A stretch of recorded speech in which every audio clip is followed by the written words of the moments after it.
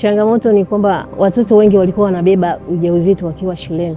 Changamoto zingine za watoto wetu ilikuwa ni kuchelewa kwenda shule, kwa sababu wanafika barabarani pale kubebwa na mpaka gari mji isimame kuwachukua ni kazi. Tunafurahi kupata shule hapa, tunafurahi sana. Wanasema elimu ni ufunguo wa maisha, lakini ufunguo huo huwa na maana pale ambapo unakuwa karibu na anayehitaji kuutumia.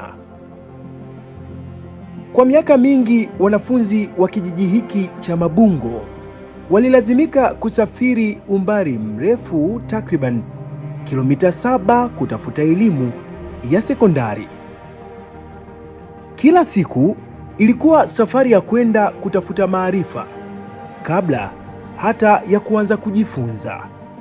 Shule hii imejengwa kwa takriban fedha za Tanzania milioni 584,280,029 bila senti.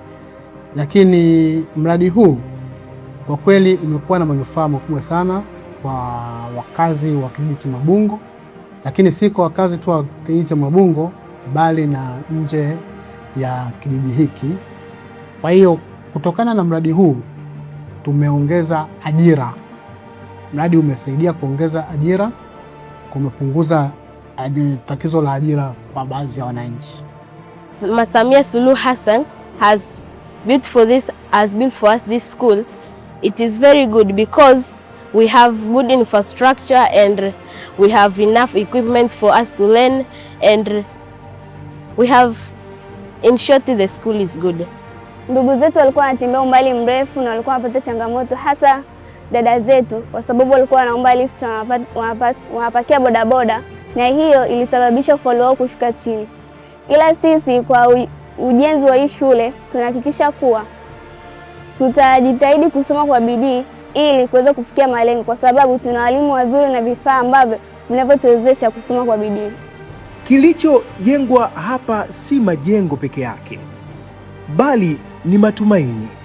Matumaini ya kupunguza changamoto za kutembea umbali mrefu, kuongeza ufaulu, pamoja na kuwakinga watoto dhidi ya mazingira hatarishi na kuwapa nafasi ya kuzifikia ndoto zao wakiwa karibu kabisa na familia zao. Hali kwetu sasa hivi ni nzuri, tunayo furaha sana. Tunampongeza sana Mama Samia kwa kutuletea majengo mazuri ya shule. Changamoto za watoto wetu zitapungua sana.